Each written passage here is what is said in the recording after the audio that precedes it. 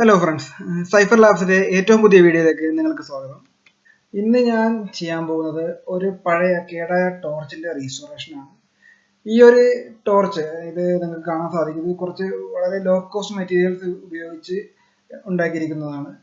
ഞാൻ ഇതിൽ എൻ്റെതായ കുറച്ച് ഐഡിയ അപ്ലൈ ചെയ്തിട്ട് ഒരു പുതിയ ടോർച്ചായിട്ട് റീസ്റ്റോർ ചെയ്യാനാണ് പ്ലാൻ.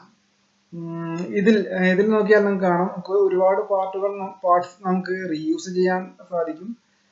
ഇതിൽ മെയിനായിട്ട് നമ്മൾ റീയൂസ് ചെയ്യാൻ പോകുന്നത് ഈ ഒരു ലൈറ്റിംഗ് യൂണിറ്റ് ആണ്. അതായത് നമുക്ക് ഈ ഒരു നിലവിലുള്ള ഈ ടോർച്ചിൽ തന്നെ ഇതിന് ഈ ഒരു ലൈറ്റിംഗ് ഉണ്ട്. അപ്പോൾ നമുക്ക് ഈ LED ബൾബ് നമുക്ക് റീയൂസ് ചെയ്യാം.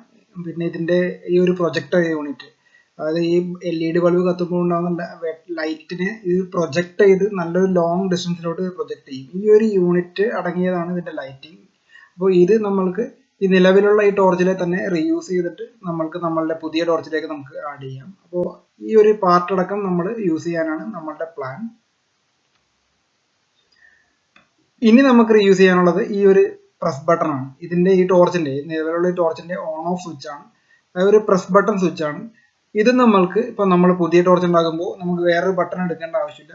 ഈ ഒരു പ്രസ് ബട്ടൺ തന്നെ ഉപയോഗിച്ചിട്ട് ഈ ഒരു സ്വിച്ച് നമുക്ക് രണ്ട് ടെർമിനൽസ് ഉള്ള സ്വിച്ച് ഉപയോഗിച്ച് നമുക്ക് ഇത് സ്വിച്ച് ആയിട്ട് ഉപയോഗിക്കാം.